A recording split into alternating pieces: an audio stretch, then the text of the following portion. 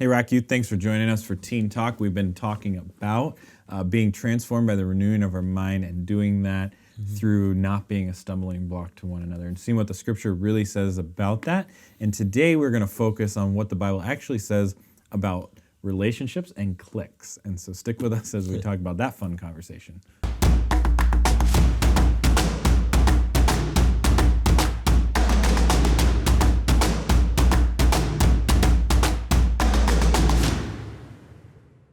All right, before we get into the Bible, we do see here he says to accept one another as they are. Right. Which makes me think about cliques and the fact that we all personally identify with certain people. Yeah. And we don't identify with other people. You know, it just, we don't relate with them. They're different. I don't know. So it made me think, when you were a teenager, what clique were you a part of, or cliques? Did it change over time? So it was like many, probably, because you kind of find yourself, which you're going through an exploratory search. Yeah, you're like, who do I want to be? So I was a skateboarder, so I definitely was a part of like the punks. Yeah, I don't know if punks exist anymore today, but that was referred to as a punk. Yeah, they were the ones that would like go around and like spit spitballs at the window and then go grind on something and jump over some staircase with their skateboard. Yeah. Listen to punk rock music. Yep. Which is where the punk name came from. Yep. So I partook in that, and then I also hung out with living in the country. I hung out with all the rednecks. Okay. And would go do stupid things out in the woods with them and that kind of thing. Didn't hunt. So I guess you could say I was a little bit confused as far as who my cliques were. Right. But I kind of like just morphed through all of those, and then till I hit college, and then that's when things kind of then you chose a totally different alternate personality. Totally went in a totally different direction. And you became what? An alcoholic, a partier, a drug addict, the popular please everybody kind of person. Wow. Okay. A life of debauchery. Wow. But you changed So I went through all of those changes. You got part of the cool crowd. Yeah. You were never part of the cool crowd. Now you are. No, I was never part of the cool crowd. Wow. Until hit college, but you learn was definitely not cool, guys. No, yeah. See, I grew up in Florida, not here in Michigan, and so we had a lot of the similar. You know, you have your jocks and your cheer and your popular kids and your punks and goths and emos and rednecks, as you call them. But see, in Florida, you did have rednecks, but those were the people who lived like central Florida, like interior Florida. Center Florida. Like we lived on the beach. Okay. So we had the beach bum. Okay, beach bum. The beach bum, yes. And the beach bum is pretty much a redneck, but on the beach instead of in the woods. So it's like you spend your entire life just loitering on the beach. Yeah, there's a show out there from back in our day that I like to watch called Brink. Okay. It's on Disney. Brennan Hudgens loves it. It's actually one of his favorite movies. Is that the skateboarding one? Yeah. But you know, he's down in California. Yep, that's a great movie. Yeah. But you know, like in middle school, I became one of the beach bums. I even got my hair. I did the whole like bowl cut with the split thing, and you just have the butt crack split. Yeah. But the sun-washed hair, like it makes no sense here, obviously, but it was a thing there. Okay. And so in middle school, 6th grade, I went and got the haircut. Even before that, I was in the water all the time, but like hung out with the beach bum crowd. We fished and surfed and wakeboard and all of that all the time. Okay. Like, that's all you do. And that's the crowd that I got in trouble with. Okay. You know, and then after I got in trouble and was grounded forever and they stopped being my friend because I wasn't cool anymore, I moved into the What Would Jesus Do crowd. Okay. You know, I became a Jesus freak. The bracelet. Yeah. Well, I never did the bracelet. Okay. But I did have the cool Bible carrying case. Oh, you know? Wow. You did go the distance. And I didn't even do that. Like, that was you remember how we were talking about, like, sticker, you know, I put a sticker on my car, that kind of thing. You had the fish on your car. You know, I had this backpack. I'd go to school, have this backpack, right? And then I'd have my Bible carrying case. And to walk around in school. Outside of the backpack. Oh, yeah. Like, why wasn't it in my backpack? Because I was a Christian. I'm going to show the world. That was my, I'm going to share the gospel with people, which didn't, I didn't actually share truth with them. I just showed them that I believed, and then like you, I went to Liberty Christian College, but I remember having this moment where when I went off to Liberty, I'm in a new state, nobody knows me. I'm in a new college, like new school, that whole thing. Like literally nobody knows me. And this is before Facebook and social media. Like literally nobody had a record of your past. Right. Ever existed. Clean slate. Yeah, and I'm like, fish in the ocean instead of a I fish in can the pond. reinvent myself. I had that thought. I remember having that thought. Totally. And you did reinvent yourself. Oh, I completely reinvented myself. I didn't really, but I remember having that thought. Like this is like nobody knows me. Nobody knows my past. Like I can be a new person. And I mean, there's probably some degrees that I did, but it didn't like drastically change my friend group or my clique that I was a part of, at that point. But there's an interesting thing that does happen there when you go off to college where... Well, there is. And you still, like, and growing up in the church, I still carried that Christian aspect with me when I made that change.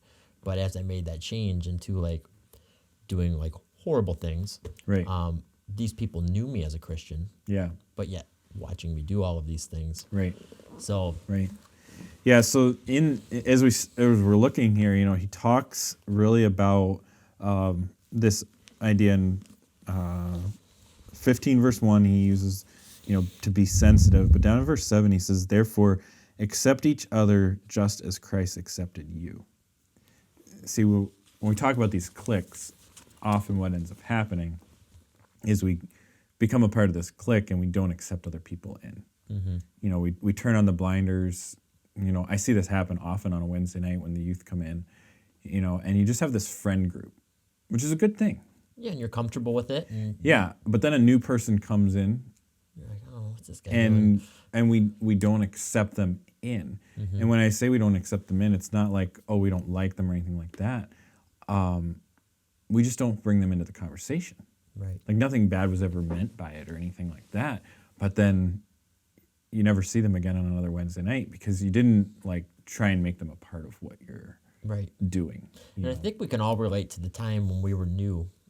Like, when you were brand new and you were that person, you're like, well, what clique am I going to be part of? I'm going to be part of that person, that group over there, that group. It's like an uncomfortable feeling. Right, and you do move around. You do shift. Like I had 2, if not 3 shifts throughout my life, throughout my teenage years of what clique am I going to be a part of and who am I going to hang out with? And you shift around and you get rejected by some, so I'm going to go find another group, Right.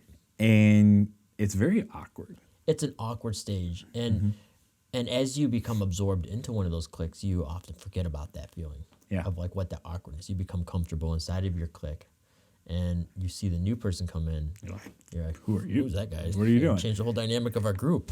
Right. Yeah. And dude, the Zoom thing is weird, doing these Zoom meetings and stuff like that with people, and you're going through it all over again. Like, well, I know these people, but like now they're on a camera. They're all in front of my face, just like this. Yeah. Yeah. And they're watching me right now. Everything I do on this camera, they can see. I'd say the first like couple days were very awkward. Yeah. Now it's more comfortable. But. Yeah. Yeah. So, but what we do see is to accept one another as Christ did. That's the principle behind what we do. And so we've been talking about not being a stumbling block, and one of the ways we do that is through cliques. Right. And often the stumbling block nature of a clique, it wasn't even intentional.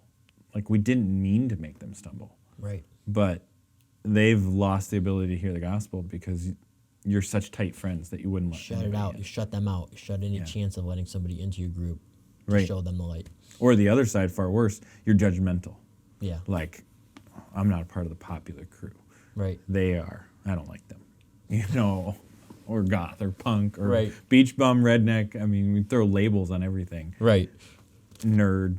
And we never let those people in. And see, that's what if you don't know the history, the background of what's going on here, in Romans, you have these like what is called a Gentile Roman, the people who didn't grow up in church, didn't know who God was of any sort, Right. and came to know who he was because Paul and other missionaries had gone and preached the gospel to them. Right. Then you have these Jews who became believers in Jesus after Jesus died on the cross. And so they grew up studying the Old Testament and all the laws in it. So they have like both like sides. They're kind of like, Yeah. they're confused. Yeah, but so you have these two groups that were raised very differently. You have this group that was raised out, addicted to self-pleasure, Right. of every sort, the Roman Gentiles. Yep. And then you have this religious group, Legalistic. that group. grew up knowing the Old Testament, knowing I'm not supposed to murder, I'm not supposed to kill, I'm not supposed to lie to my parents, I'm not supposed to disrespect them. Grew up with these foundational understandings. And the two have come to know who Jesus is and are sitting in church together. Those are two giantly different cliques. Big time. And it has caused this division because the Jewish Christians, the original Jewish Christians, are like getting mad.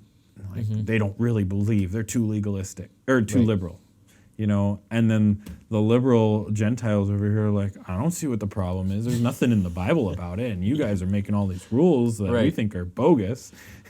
I mean, Well, we see that like in Galatians 2, like when Paul addresses Peter. Yeah. Peter's hanging out with the Gentiles. Yeah. And then Oh, yeah, yeah. And then once the Jews, that group of Jews come in, like the legalistic Jews, he's like, whoa. He's like completely morphs to that side, and Paul had to come in and address him in that issue.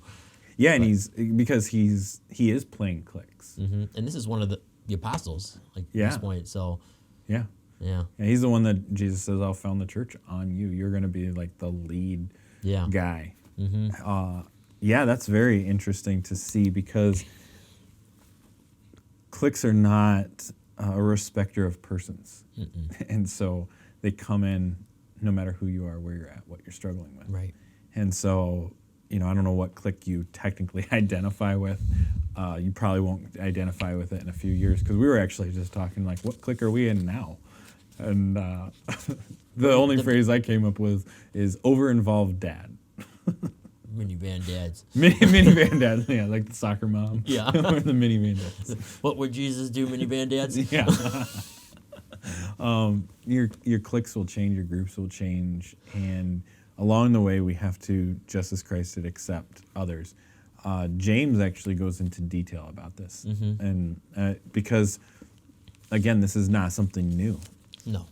In James, he's talking to them in chapter 2, and how can you claim to have faith in the glorious Lord Christ if you favor some people over others? Like, how can you claim to be a Christian if you favor others over others, and like favor one over another? Right. That's a very bold statement. It is very bold. He's honestly saying, how can you say that you're a believer in Jesus Christ if you're a part of a clique? Right. And now we do naturally, like Michael and I are friends. Right. Like we enjoy spending time with each other and we get along, we like similar things and we're in similar life phase, Right. There's nothing wrong with that.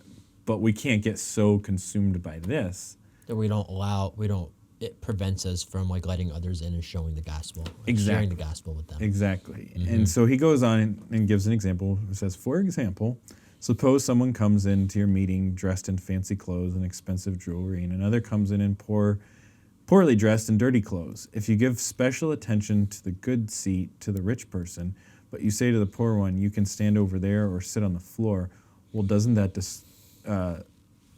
this discrimination show that your judgments are guided by evil motives? We're not supposed to show special treatment to one person over another. No. We're supposed to accept just like Christ would accept us. Right. And he did. Think about your own life. Like, you're a sinner just like anybody else. Like, yeah, he accepted me. Yeah. He forgave me. Yeah. And There are other passages I think of, like the unforgiven debtor, how Jesus like paid. He gives that parable. He gives the parable about the debtor. the master forgives all of his debt and he pleads to him, and then that same servant goes to another person that owes him 100 denarii or whatever, and like throws him in jail until you pay the bill, right? And so it's just like such a, and that's the perspective here. Yeah, it's the same thing. Is Jesus has accepted you just as you are, all the quirks and weird things about you, and you won't accept this person who has their own quirks and weird things about them. Yeah. And we find this situation here is so realistic to life that all of us face. Well, yeah, in order to show the love of Christ and to share the good news with people, we have to let those walls down. And you have to, you can't put a fence around, your group. You have to open the gate and let people in and show them who Christ is. Yeah, and we can't prefer one person over another. We have to accept them regardless of their background, who they are. It's like my kids. If I were to show favoritism towards one child over another child, which I don't ever want to do. No. And I love them both equally. Right. Yeah, and you have things. So even Jesus did this. He had 12 disciples. Yeah. But 3 of them were in his closest circle. Yeah. That he spent the most time with. And that's okay. But Jesus couldn't get in the group of 12 and only ever spend the time with the 3. He had to have the vision and the focus to say, okay, there are times that I can spend more intentional time with these 3. But when I'm in the group of the whole, I've got to engage with these other guys as well. And so it really takes not being a stumbling block to a different level. Because, again, we're asking not what can I, but what should I do? Right. And what should I do is accept people from whatever background they are, whatever religion they came from, whatever color their skin is, whoever they may or may not be. Accepting them as they are for the purpose of sharing the gospel. That's right. And I remember we all will have different things throughout our life that become memorable moments, And so 9/11 was huge for me. I was in high school. Yeah. I was in 10th grade, and seeing it all happen, everything that happened with 9/11 and the racism that came after, that followed after towards Arab people, they didn't have to, People were freaked out when they'd see one. Yeah, really, really, really freaked out. And it came to a point when I was actually here in Michigan. It was, 2011, 2012 time period. Yeah. So you're 10 years later, and there was a 6th grader in our ministry who wasn't even born when 9/11 happened. And he would make racist comments towards them, towards Arab people. And I'm like, or even just Islamic belief people, Right. Like, that is not a biblical concept. And what was interesting, it was wired in him because he wasn't even alive when it happened. Right. It was a really interesting point that, this is a sinful, fleshly thing, racism, ageism, whatever, whatever preferential treatment we want to put on somebody because they have more money or we think they're cool. Right. Or we want their friendship. It's all unbiblical. That's right. And we need to get back to where we're being like Christ, who he went to the prostitutes. He went to the sinners. He didn't go to the people who everyone would want to be their friends. No.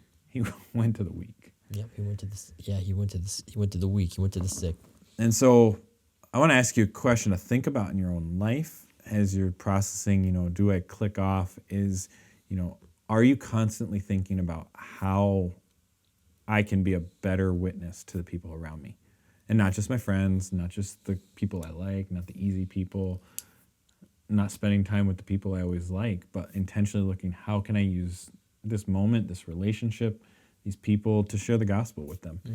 And maybe that'll give you some enlightening factors of am I accepting people for who they are? Right. And actually doing what the scripture says. So thanks for joining us as we have this conversation. We're going to shift and talk actually about what the negative ramifications if we do cause somebody to stumble. Yeah.